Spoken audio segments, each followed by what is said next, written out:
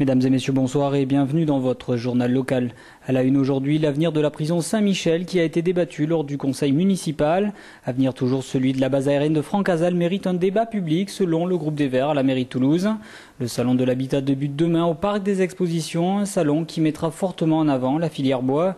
Et enfin, nous reviendrons sur les journées du patrimoine du week-end dernier. Et on commence tout de suite ce journal avec le débat sur l'avenir de la prison Saint-Michel qui a animé la séance de rentrée du conseil municipal. En début de semaine dernière, Jean-Luc Moudin, chef de l'opposition, avait dénoncé le manque de projets concrets proposés par la majorité. Majorité et opposition qui sont tombés d'accord lors du conseil. On écoute Pierre Cohen répondre sur ce sujet. Ce que je crois, et on a réussi à se mettre d'accord après un long débat, c'est que je ne rentre pas dans la polémique de mon prédécesseur qui consiste à dire il n'y a pas de projet. Nous avons soutenu le projet de l'équipe précédente dans le moment de la candidature. Aujourd'hui, nous pensons que ce projet doit être revisité parce que nous sommes dans un lieu qui a réellement une autre dimension avec ce que nous faisons autour des quartiers des sciences et la résidence internationale des chercheurs. Mais là où nous devons nous mettre d'accord, c'est d'attaquer l'État et en particulier ceux qui veulent faire qu'à cet endroit-là, on puisse vendre un patrimoine très cher sous couvert que on fera obligatoirement un projet immobilier de tour de 16 étages et donc rentable.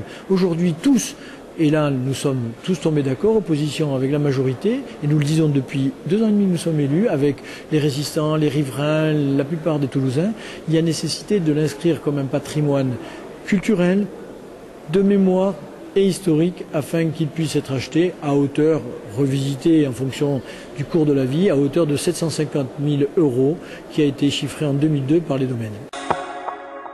L'avenir de l'aéroport de Francazal fait toujours débat. Samedi, les Verts se joignent au collectif des citoyens unis lors d'une manifestation afin de demander une véritable alternative au projet actuel. On revient sur la genèse d'un processus opaque selon Antoine Maurice, président du groupe des élus verts du Grand Toulouse. Suite au retrait des activités militaires sur le site de Francazal par l'État, s'est posée la question de la reconversion du site. Et donc l'État a engagé un processus autour de cette reconversion. Processus que l'on a dénoncé puisqu'il était d'une opacité incroyable. Il s'est fait dans un milieu confiné à huis clos entre l'État, des représentants d'intérêts économiques et quelques élus locaux, mais qui n'avaient pas forcément visiblement droit à beaucoup la parole. En tout cas, il n'y a pas eu de débat au sein des collectivités. Nous, par exemple, le groupe des élus verts, on n'a jamais été associés. Donc ce processus opaque a abouti au choix de maintenir l'activité aéronautique sur le site de Francazal, voire de le développer en réalité.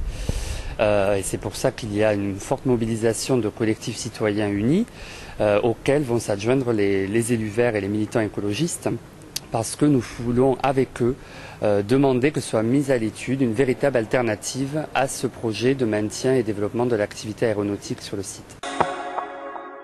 Le salon de l'habitat de Toulouse ouvre ses portes ce week-end et jusqu'au 3 octobre prochain. L'occasion de découvrir le parcours découverte de 500 mètres carrés autour du bois et de toute sa filière. Patrice Vassal, directeur général du parc des expositions, nous présente ce salon. Le salon de l'habitat, en fait, c'est une offre autour de, comme son nom l'indique, de l'habitat, mais aussi de l'ameublement, de la décoration.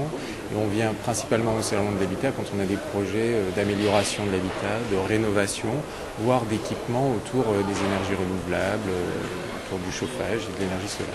C'est vrai que les tendances et les demandes des consommateurs aujourd'hui nous ont orientés à nous spécialiser cette année un petit peu sur une animation autour du bois.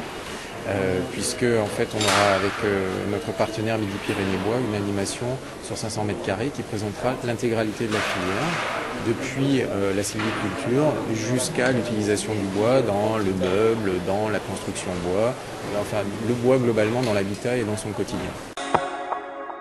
Les journées du patrimoine, une occasion de visiter des lieux habituellement fermés au grand public. Les chiffres officiels viennent de tomber, l'occasion de faire un point sur ces journées, mais aussi de parler de l'avenir. Jean Micou, le directeur adjoint de l'Office du tourisme, revient pour nous sur ces journées. Ce week-end du patrimoine a été une très très bonne année parce que nous avons, en tout cas au niveau de l'Office du tourisme, quasiment 45% de visiteurs en plus. Donc on a frôlé la barre des 8000 visiteurs contre 6000 en 2009.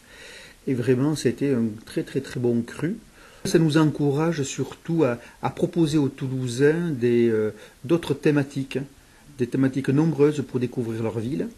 Donc notre programme là, des visites guidées va sortir là maintenant, il est en cours de distribution. Donc on a décidé cette année d'y ajouter des thématiques plus insolites, notamment en s'associant avec des manifestations et des événements forts sur la ville, notamment la Novella. La Novella qui débute le 1er octobre, donc nous sommes associés avec, en tant qu'office de tourisme, dans le cadre de la Novella, sur des thématiques de visite en partenariat avec des universitaires, notamment sur une approche de l'affaire Calas, de l'affaire Montmorency, l'âge d'or du pastel, et aussi l'histoire et la géographie de la Garonne. Donc tout cela pendant la Novella. Mais aussi, c'est la découverte de Toulouse en famille. Donc c'est un thème aussi qui me tient beaucoup, hein, de pouvoir découvrir la ville en famille. Après un thème plus sérieux, mais très très intéressant, qui est Toulouse résistante. Donc nous avons mis en place un circuit de découverte à travers la thématique de la résistance à Toulouse durant la Seconde Guerre mondiale. Voilà, c'est la fin de ce journal. Merci à vous de l'avoir suivi. Dans quelques instants, on se retrouve pour l'invité du jour. Ce soir, c'est Michel Clément, chef d'entreprise, qui nous parle du contrat d'apprentissage.